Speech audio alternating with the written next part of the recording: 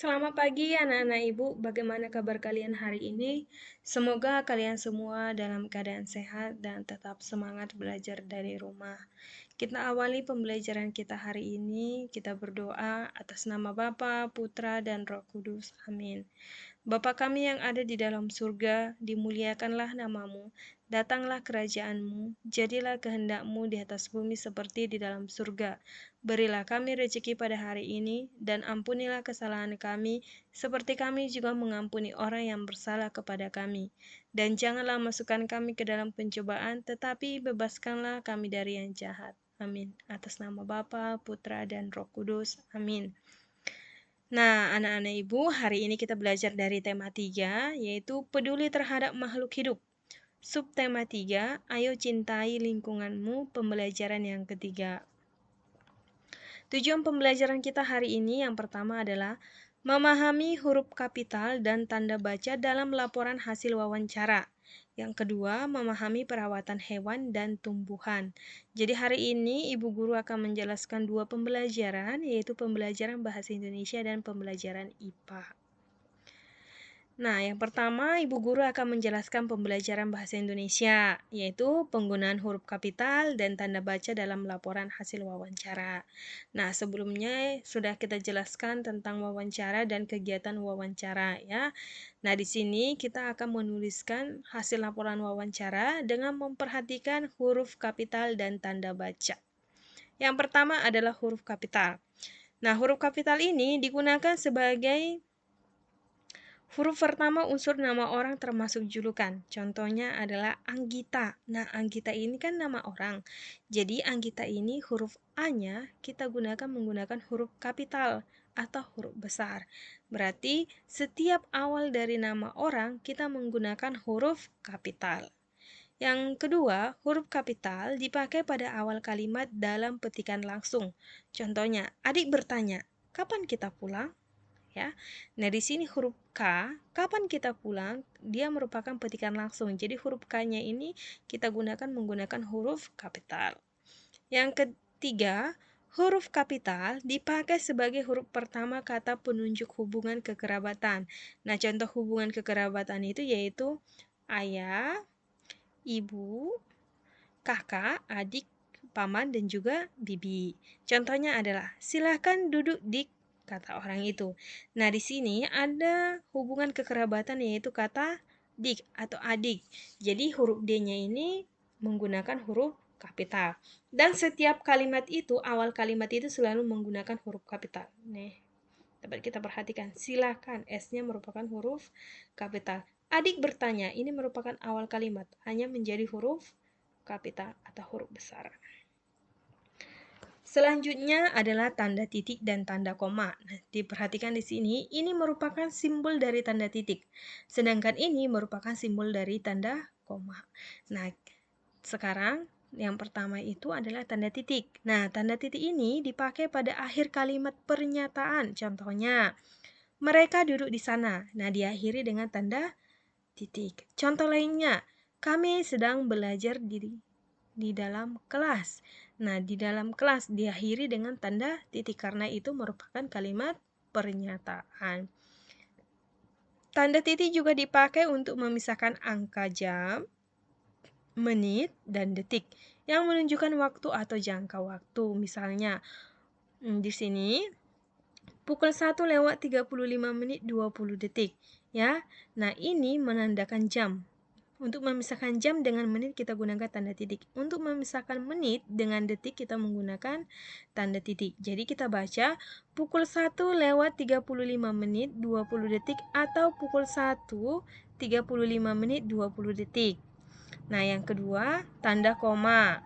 Nah, tanda koma ini dipakai di antara unsur-unsur dalam suatu pemerincian atau pembilangan. Misalnya, telepon seluler, komputer, atau internet bukan barang asing lagi. Nah, tanda koma ini juga dipakai sebelum dan sesudah kata seru. Contohnya, wah, bukan main. Nah, yang pertama, tanda koma dipakai di antara unsur-unsur dalam suatu pemerincian atau pembilang. Contoh yang sering kita dengar adalah, ibu berbelanja ke pasar. Ibu membeli cabai, wortel, ikan, koma, beras, koma. Nah, itu adalah contoh pemerincian ya. Atau yang kedua contohnya, tanda koma itu dipakai sebelum dan sesudah kata seru. Contohnya, wah, indah sekali pemandangan di sini. Nah, setelah kita tulis kata wah, di samping kata wah itu kita menggunakan tanda koma sebagai tanda koma itu dipakai sebelum dan sesudah kata seru. Selanjutnya, di sini Ibu Guru akan menjelaskan pembelajaran IPA. Nah, di sini Ibu Guru akan menjelaskan tentang perawatan hewan dan tumbuhan. Hewan dan tumbuhan adalah ciptaan Tuhan. Jadi hewan dan tumbuhan ini memerlukan perawatan ya. Jadi kita juga harus bisa merawat hewan dan tumbuhan. Nah, cara merawat hewan itu yang pertama adalah menempatkan hewan di kandang yang sesuai. Jika hewan ternak kita berukuran besar, maka kandang yang kita buat adalah sesuai ukurannya. Kita harus membuat kandang yang besar ya. Memberi makan dan minum secukupnya. Nah, hewan tentu memerlukan makanan ya, karena hewan itu termasuk makhluk hidup. Jadi kita harus memberi makanan dan minuman secukupnya supaya hewan ternak kita tidak kelaparan. Yang ketiga, menempatkan kandang di tempat yang cukup sinar matahari. Nah, selain manusia, ternyata hewan dan tumbuhan juga memerlukan sinar matahari. Yang keempat, membersihkan kandang setiap hari. Nah, kita itu juga harus membersihkan kandang hewan ternak kita setiap hari supaya hewan ternak kita itu tidak mudah terkena oleh penyakit, ya. Jadi hewan ternak kita itu tetap dalam keadaan sehat. Yang kelima, mengobati hewan jika sakit. Nah, jika hewan kita sakit, maka kita harus membawanya berobat. Nah, berobatnya itu ke dokter hewan, ya, ke dokter hewan. Jadi kita mengobati hewan kita itu jika sakit atau membawanya ke dokter spesialis hewan. Selanjutnya adalah upaya merawat tumbuhan. Nah, upaya merawat tumbuhan itu yaitu menyirami dengan air secara teratur, kemudian menyiangi rumput dan tumbuhan di sekitarnya. Yang ketiga, memangkas tanaman yang sudah besar dan lebat. Kemudian, melindungi dari serangan hama dan penyakit. Tumbuhan itu memerlukan air, tapi kita tidak boleh memberikan air yang secara berlebihan karena itu dapat merusak tumbuhan kita. Jadi kita harus menyirami tumbuhan itu secara teratur dengan air yang secukupnya saja. Kemudian ketika tumbuhan itu ada rumput yang menyiangi rumput tersebut atau rumput liar, maka kita dapat membasmi rumput tersebut supaya tumbuhan atau tanaman yang kita rawat itu dalam keadaan sehat, tidak terganggu oleh hama lain ya. Yang ketiga, memangkas tanaman yang sudah besar dan lebat ya. Jika tanaman yang kita tanam sudah besar dan lebat, kita boleh memangkas tanaman tersebut, tetapi tidak memangkas secara keseluruhan ya. Kita bisa memotong ranting atau dahan yang sudah tua ya. Selanjutnya, melindungi dari serangan hama dan penyakit.